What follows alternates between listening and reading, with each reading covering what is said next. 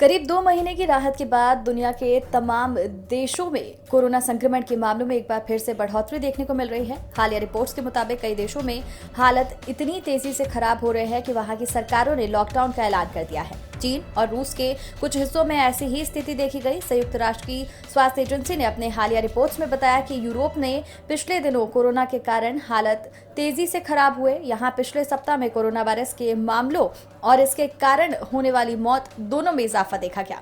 स्वास्थ्य एजेंसी की रिपोर्ट्स के मुताबिक यूरोपीय क्षेत्र के 53 देशों में पिछले सप्ताह कोविड-19 के मामलों में 18% की वृद्धि दर्ज की गई। लगातार चौथे साप्ताहिक कोरोना में मामलों में इजाफा हुआ। चीन, रूस, सिंगापुर जैसे देशों में भी कोरोना के कारण हालत तेजी से बिगड़ रहे हैं। आइए आगे की स्लाइडों में जानते हैं कि दुनिया भर में कोरोना के कारण किस तरह से स्थिति में परिवर्तन देखने को मिल रहा है। रूस और चीन में बढ़ते मामलों के बाद लॉकडाउन। एक रिपोर्ट्स के मुताबिक रूस की राजधानी मॉस्को में गुरुवार को कोरोना के दैनिक मामलों में आए भारी उछाल के बाद कुछ हिस्सों में 11 दिनों के लिए गैर आवश्यक सेवाओं को बंद कर दिया गया। यूरोप में महामारी से सबसे ज्यादा प्रभावित देश रूस में पिछले कुछ हफ्तों से कोरोना के मामले तेजी से बढ़ रहे हैं। गुरुवार के आंकड़ों के मुताबिक देश में 40,096 नए मामले सामने आए, जबकि कोरोना के कारण 1,159 लोगों की मौत हुई। चीन ने भी कोरोना के बढ़ते मामलों के बाद देश के कुछ हिस्सों में लॉकडाउन का ऐलान कर दिया है। ब्रिटेन और सिंगापुर में भी बिगड़ रहे हैं हालात।